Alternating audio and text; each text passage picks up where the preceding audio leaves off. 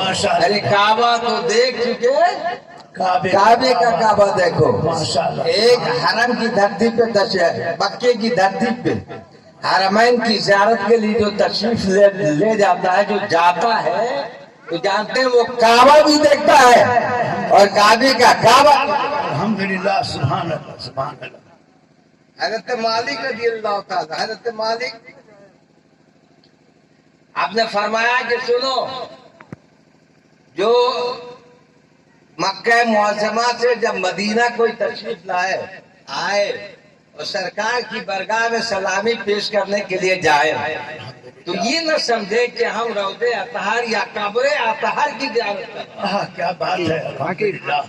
بلکہ یہ تصور ہونا چاہیے، یہ تو ایک مستقل ٹاپک ہے کہ سرکار زندہ ہے، الحمدللہ۔ اور جب زندہ ہے تو آپ نے وہی تصور دیا۔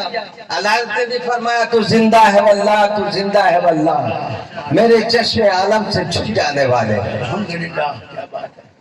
تو یہ نہ سوچے، بلکہ یہ سوچے کہ ہم مصطفیٰ کا دیدار یا مصطفیٰ کی زیارت کرنے کے لیے آئے۔ الحمدللہ، الحمدللہ، سبحان اللہ۔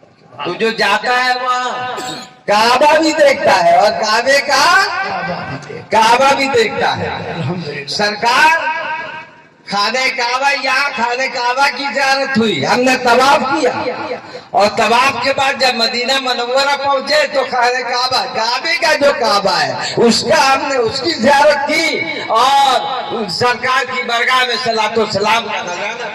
سبحان اللہ، سبحان اللہ۔ میں ایک تاریخ کا ایک پنہ آپ کے سامنے پیش کرنے جا رہا ہوں۔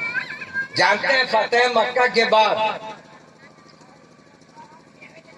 جب خانہ کعبہ پہ پرچم اسلام کو لہرا دیا گیا تو سرکار نے اپنے پیارے مؤذن حضرت بلال حبشی رضی اللہ تعالیٰ عنہ کو حکم دیا کہ آپ خانہ کعبہ کی چھت پہ چڑھ جاؤ اور آج اذان دو۔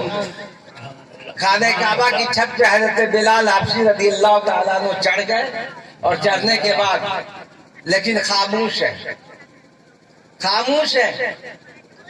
سرکار نے پوچھا بلال خاموش کیوں؟ تمہیں اذان دینے کے لیے کہا گیا ہے، خاموش کیوں؟ تو حضرت بلال نے کہا یا رسول اللہ بات سمجھ میں نہیں آتی۔ کہا کیا ہوا؟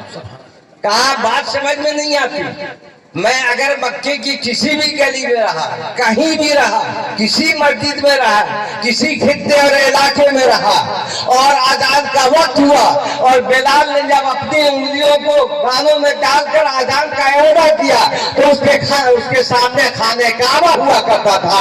لیکن اے سرکار آج تو معاملہ برعکس ہو چکا ہے کہ حضرت بلال جی نے جس خانہ کعبہ کو سامنے رکھ کر یا جیسے خانہ کعبہ کر کے اذان دیا کرتا تھا، آج وہ خانہ کعبہ بلال کے سامنے نہیں بلکہ بلال کے تلووں کے نیچے ہے۔ لہٰذا یہ بات سمجھ میں نہیں آ رہی ہے کہ آج بلال اذان دے تو اس کا روح کدھر ہو، بلال اذان دے تو اس کا چہرہ کدھر ہو، بلال اذان دے تو وہ اپنا چہرہ کدھر کرے۔ اسی لیے میں خاموش ہوں، مصطفیٰ بات سمجھ میں نہیں آتی ہے۔ تاریخ کے پنے گواہ ہے، تاریخ شاہد ہے، اتہاس کے پنے ساتھی ہے کہ مصطفیٰ جان رحمت صلی اللہ علیہ وسلم نے مسکرایا ہے، اور مسکرانے کے بعد ایک اشارہ ہوا، اے بلال دیکھتے کیا ہو؟ جب خانہ کعبے کا کعبہ موجود ہے، خانہ کعبہ کا کعبہ موجود ہے، کعبے کا کعبہ موجود ہے، تو کعبے کے طرف چہرہ کرو اور اذان دو۔ سبحان اللہ، سبحان اللہ۔ حضرت فرماتے ہیں حاجیو آؤ شہنشاہ کا روضہ دیکھے، حاجیو آؤ شہنشاہ کا روضہ دیکھے۔ کعبہ تو دیکھ چکے، کعبے کا یہ کعبہ ہے، اور اعلیٰ حضرت فرماتے ہیں غور سے سن تو رضا، ارے کعبے سے آتی ہے صدا، غور سے سن تو رضا، کعبے سے آتی ہے صدا، میری آنکھوں سے میرے پیارے کا روضہ دیکھو، میری آنکھوں سے میرے پیارے کا روضہ دیکھو۔ خانہ کعبہ ساری کائنات کا قبلہ ہے نا، ساری کائنات کا قبلہ ہے۔ ہم جب نماز ادا کرتے ہیں تو یہ شرط اول میں ہے کہ ہمارا چہرہ خانہ کعبہ کی طرف ہونا چاہیے۔ خانہ کعبہ ہمارے یہاں سے پچھم ہے، اس لیے ہم چہرہ اپنا پچھم اور مسجدیں جو بناتے ہیں وہ پچھم، اس کی رخ پچھم کی طرف۔ بے شک بے شک حق۔ لیکن جب آپ جائیں گے خانہ کعبہ کے ادھر والے، وہ پورب کے خانہ کعبہ کے پورب کی طرف رخ کرتے ہیں، ادھر والے یعنی یہ نہیں کہ ہمیں پورب اور پچھم سے مطلب ہے، ہمیں مطلب یہ ہے کہ خانہ کعبہ ہماری رخ ہو، ہمارے وہ خانہ کعبہ کی طرف ہو۔ اس لیے جب آپ طواف مطاف میں جائیں گے اور نماز کا وقت ہوتا ہے تو آپ دیکھیں گے کہ ہر طرف سے صفیں لگا دی جاتی ہے، یعنی گول صفیں وہاں لگائی جاتی ہے اور خانہ کعبہ بیچ میں ہوتا ہے۔ سبحان اللہ سبحان اللہ۔ سمجھ رہے ہیں کیا مطلب؟ تو ساری کائنات کا قبلہ خانہ کعبہ۔ الحمدللہ۔ ابھی آپ تشریف لے گئے ہوں گے وہاں پہ قبلتین، مسجد قبلتین میں گئے نا؟ جب آپ مسجد قبلتین میں جائیں گے، پڑھیے تو شیخ اللہ وصلی علی سیدنا مولانا محمد المادن جود والکرم۔ یہی تھی، مصطفیٰ چاہتے تھے کہ خانہ کعبہ پھر ہمارا قبلہ بن جائے، لیکن جب آپ مسجد قبلتین میں جائیں گے تو جسٹ اپوزٹ کا معاملہ آتا ہے۔ علماء کرام یہاں توجہ میں چاہتا ہوں، سبحان اللہ سبحان اللہ۔ یعنی آج جو ہم نماز پڑھتے ہیں مسجد قبلتین میں، تو سامنے میں جو قبلہ ہے کی طرف ہے، اور آپ جب دیکھیں گے تو جسٹ اپوزٹ میں نشان لگا ہوا ہے۔